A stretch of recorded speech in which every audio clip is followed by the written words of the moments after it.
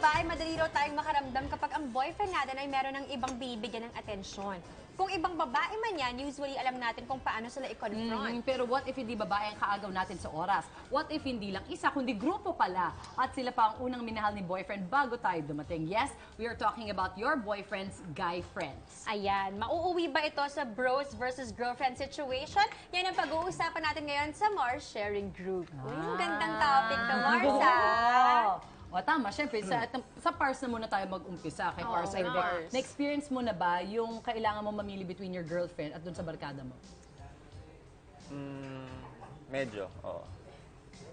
Dahil, ano yun, mag-gimmick ka ba? Paano? Ha?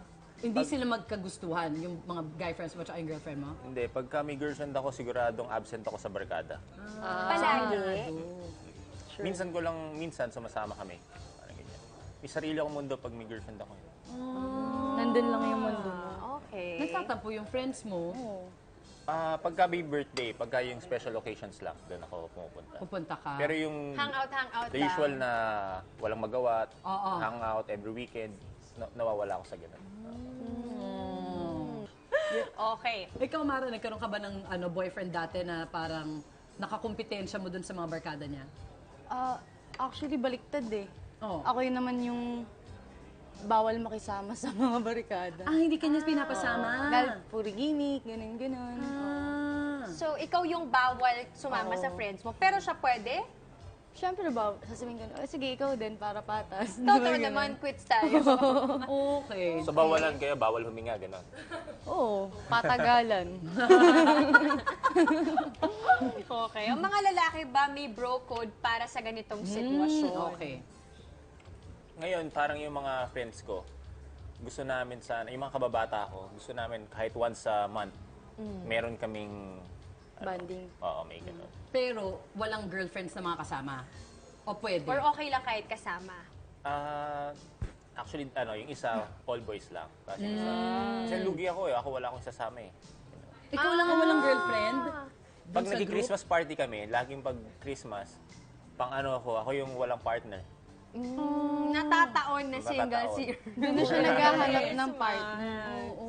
Yeah. Kayo naman mga Mars, nag-away na ba kayo ni boyfriend o ni mister dahil sa lakad nila ng barkada? Ikaw, Mars. Mabarkada ba si BJ? Hindi hindi masyado. Tapos usually yun, kapag kunwari may lakad siya with his friends, nakilala ko rin naman yung barkada niya. Pero lagi niya ako gusto isama. Tapos ako naman parang, ikaw na lang. Tapos siya yung parang, o sige, wag na lang. Tapos ako parang, bakit? Yung parang, siguro, hindi ko rin alam, siguro baka may past issues siya before. Okay. Na kapag ka-hangout niya yung friends niya, nagkaka-issue siya. So, akala niya siguro with me, may issue din ako pag ganun. Kaya ako parang okay, hindi. get. Kasi minsan sinasabi ko talaga na, okay lang talaga sabi niya, sinasabi mo lang yan, pero hindi talaga ako, hindi ako loko. Okay lang talaga ako kasi gusto ko rin manood ng series ko. I want to read, probably work out. Ang dami ko magagawa dun sa oras na wala ka, di ba? Actually. Tapos siya yung parang, hindi pa rin. So ako parang, okay, sige. Pero at least, tapos isang beses, tinext ko na talaga siya, Mars, na promise talaga, okay lang talaga sa akin. Kasi baka akala mo nagjo-joke ako. So, sa akin walang problema. Kasi yung lumalabas ng sila-sila lang. Kasi parang feeling ko kailangan yun. The same way na I would also want to hang out with my girlfriends nang kami-kami lang. That's true. Over coffee. Iba Iba yung pa rin yun kwentuhan eh, di ba? Iba. Ikaw, Mars. Ako, Mars, hindi naman mabarkada si Pao. So, walang problema. Ikaw ang mabarkada. Ako yung problema. Alis ka na naman! At saka ang mga hangouts dito, hindi lang dito. Out of the country. O hindi pa namin yun pang special birthday year kasi namin yun. At saka anniversary something ba? Hindi. Milestone birthday. 40th birthday namin. Siyempre yung batch namin, halos lahat kami 40 that year. So kaya kami lumabas. Pero after nun, wala naman na nasundan. Pero si Pao yun, hindi siya masyado mabarkada. So I remember getting together with the wives. Okay. Tapos meron silang papetics na gano'n na reklamo ng konti. Pero patawa. Kasi ako sobrang baliktad. Kasi ako yun parang, actually, okay nga pag umaalis siya kasi para may time naman siya para sa sarili din niya. Nakasama naman niya, puro boys. Kasi kami sabay, puro kami girls, mga anak namin, babae. Tapos parang lagi na lang siya surrounded ng mga babae. Sabi ko, actually, natutuwa ako nung paminsan na lumalabas siya kasi, para meron naman siyang meal time. Ito mga Mars, experience nyo na ba to have to earn your way para magustuhan ng bros ni BF?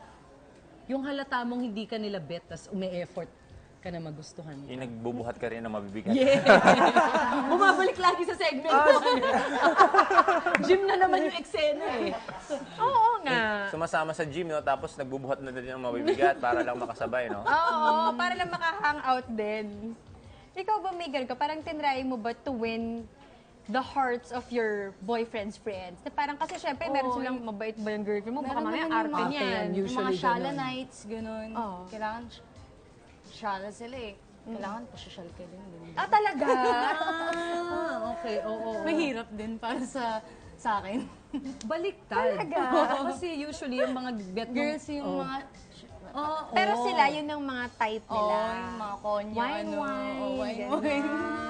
Mahirap din nga. Nakakapagod yun. Oo, nakakapagod. Oo. Parang, Ikaw, Mars. Ako, Mars, ganun din. Actually, hindi naman siya effort, pero parang ako kasi wala naman akong problema sa chika. Yung parang madali naman ako makachika. Pero usually yung nagiget, yung nakukuha ko na ano, na parang, okay naman pala siya. Akala kasi namin maarte siya. Yung mga typical na ganun. Kasi usually yung mga hangout naman ng mga friends niya dahil nga sa village lang din where we live. Sa mga gara-garahe lang. So syempre baka mamaya, okay ba siya dito? Baka mamaya nainitan siya. Or yung pagkain doon, lutong kusina lang. Parang okay ba? Ako parang, sa amin din, dyan kami umuupo sa garahe namin sa labas. Lutong bahay din yung Baka akala nila si Princess Sarah ka. Yeah! Mulupit din kaya. Ayaw ka. Pero, princess. Sandali lang naman yung panahon na rumangya yung buhay ko dun sa pelikula. Karamihan, Mars, nahirapan din naman ako. So, yun na yun, nakukuha ko din ng comments na parang, okay naman pala siya or cowboy naman pala siya. Ako naman parang, oo naman. I mean, I'd say naman if I'm not comfortable anymore. Yes, Yung talaga, correct. hindi rin naman ako magtitiis ng sobrang... pinapak na ng sandamakmak na Yes. lamok. Oo, medyo out na rin ako dun. Pero okay naman ako.